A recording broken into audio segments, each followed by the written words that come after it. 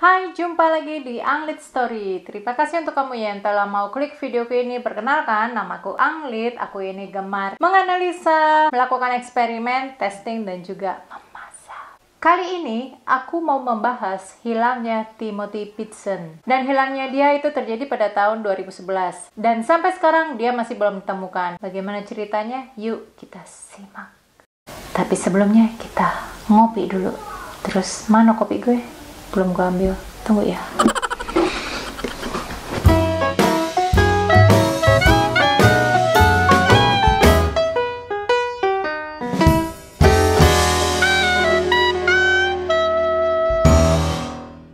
Timothy Pitson lahir di Aurora, Illinois, 18 Oktober 2004. Dia adalah anak tunggal dari pasangan James Pitson dan Amy John Mary Fry Pitson. Kejadian ini berawal dari 11 Mei 2011. Pada saat itu sang ayah yaitu James mengantar Timothy ke sekolah di Greenman Elementary School. Setelah sekolah selesai, James mau menjemput Timothy, tapi kemudian ia menyadari ternyata istrinya si Amy telah tiba di sekolah lebih dahulu, yaitu sekitar pukul 8 sampai 8.15 pagi, ya kira-kira 30 menit setelah James mengantar Tim ke sekolah. Amy bilang ke sekolah kalau dia menjemput Tim karena ada urusan keluarga mendadak, tapi James tahu tidak ada masalah apa-apa. Dan ia mencoba menghubungi Amy secepatnya tetapi tidak diangkat. Pukul 10 pagi, Amy mampir ke bengkel. Petugas bengkel sempat mengantar Amy dan Tim pergi ke kebun binatang Brookfield. Lalu, Amy dan Tim datang mengambil mobilnya di bengkel tepat pukul 15 sore. Dan mereka pergi ke resort Key Lime Cove untuk kemudian bermalam di sana. 12 Mei 2011, Amy dan Timothy mengendarai mobilnya menuju ke Kalahari Resort di Wisconsin Dells, Wisconsin. 13 Mei 2011, pukul 10 pagi, kamera CCTV merekam keberadaan mereka sedang mengantri untuk check out di hotel.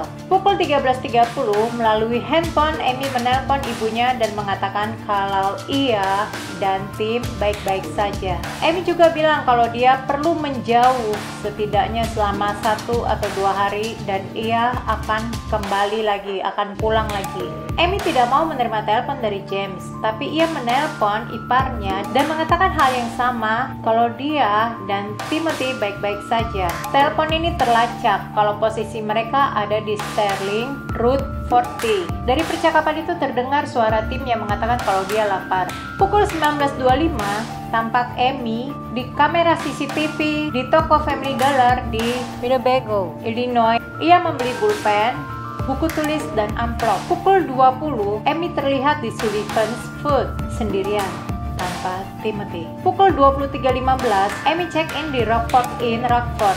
14 Mei 2011, pukul 12.30, seorang petugas kebersihan menemukan Amy sudah tidak bernyawa lagi. Amy pada saat itu usianya 43 tahun. Petugas kebersihan hotel menemukan catatan di sampingnya yang tertulis, Amy minta maaf untuk kekacauan yang ia buat, dan ia menjelaskan kalau Timothy sudah bersama orang yang ia cintai dan ia tidak akan pernah bisa ditemukan. Handphone yang dipakai Amy untuk menelpon mama dan iparnya tidak ada. Adapun barang-barang lain yang hilang adalah tas backpack Spider-Man milik Timothy, mainan dan baju-bajunya, baju yang dipakai Amy sewaktu dia check out dari Kalahari Resort, pasta gigi anak-anak crash, dan iPass transponder.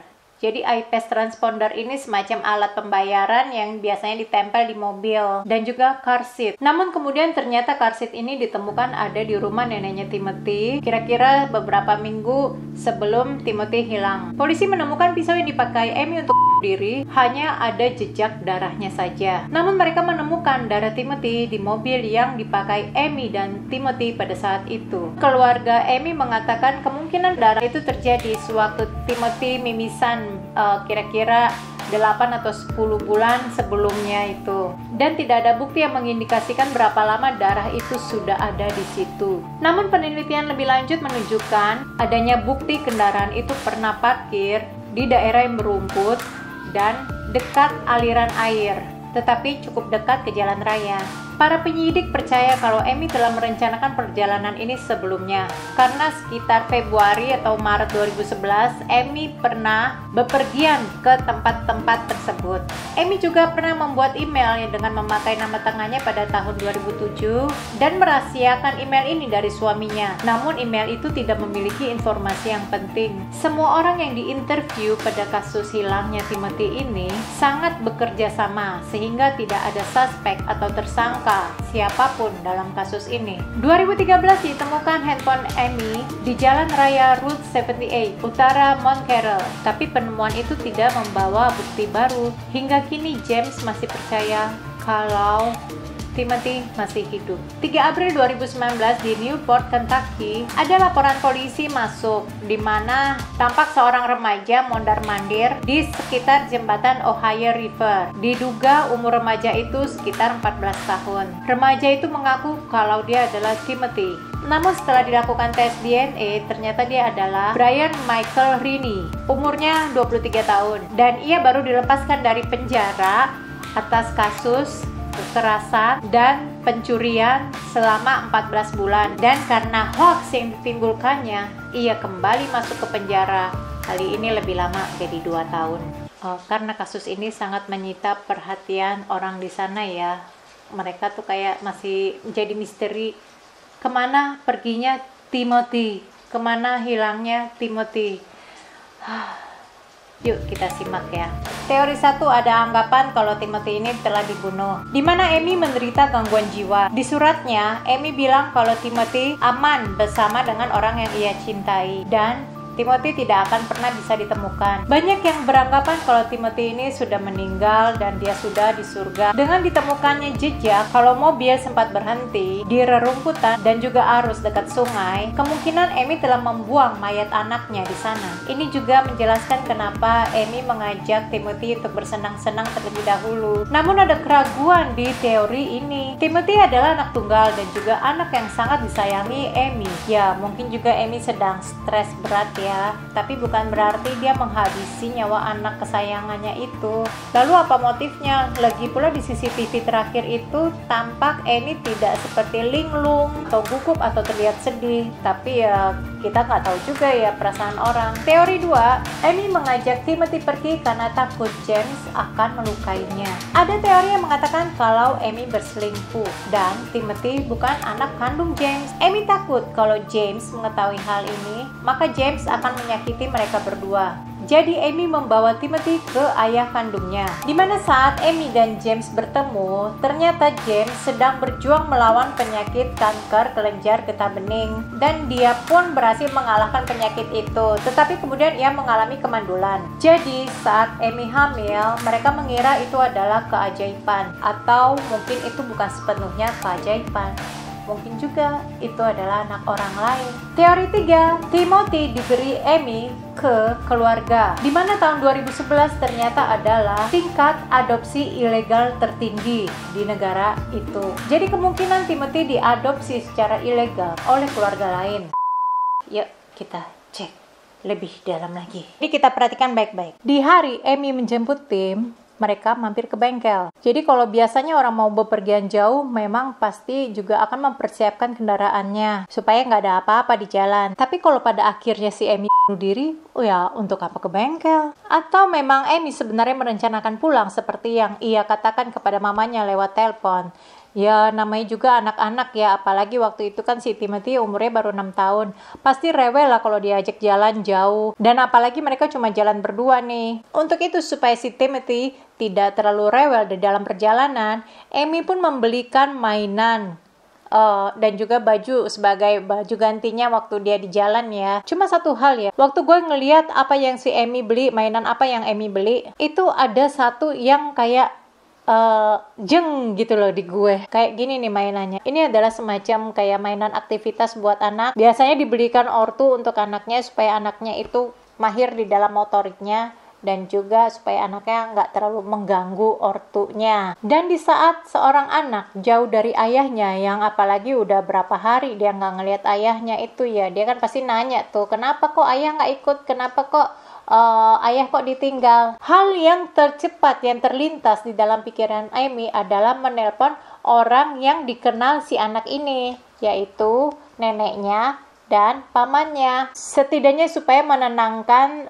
Timothy sedikit ya, supaya nggak terlalu rewel gitu. Oke, kita lihat lagi rute mereka. 11 Mei 2011. Dari Greenman Elementary School, mereka ke La Grange, jaraknya sekitar 36 sampai 40 menit. Ke bengkel ya, setengah jam. Ya mungkin di dalam perjalanan ada sesuatu dengan mobil mereka. Tidak mau kehilangan waktunya, Amy minta diantar oleh karyawan bengkel ke kebun binatang di Brookfield. Dari La Grange itu 8 menit. Terus dari Brookfield Zoo jam 3 mereka Key Lime Cove, tapi sekarang namanya udah jadi Great Wolf Lodge Water Park. Jaraknya 49 menit. Dari Great Wolf atau Key Lime mereka ke Kalahari Resort, bermalam di situ. Jaraknya itu sekitar 2 jam 30 menit. Terus dari Kalahari Resort mereka di Illinois 40. IL40 mereka tampak di situ. Jarak dari Kalahari Resort Illinois 40 ini 2,5 jam. Terus di sini Amy telepon mamanya dan ipar 13.30. Udah gitu dia udah nggak kelihatan lagi. Dia kelihatan di Family Dollar. Family Dollar dari Illinois 40 ini jaraknya sekitar 1 jam 33 menit. Tetapi ternyata handphonenya hilang dan ditemukan ada di sekitar Route 78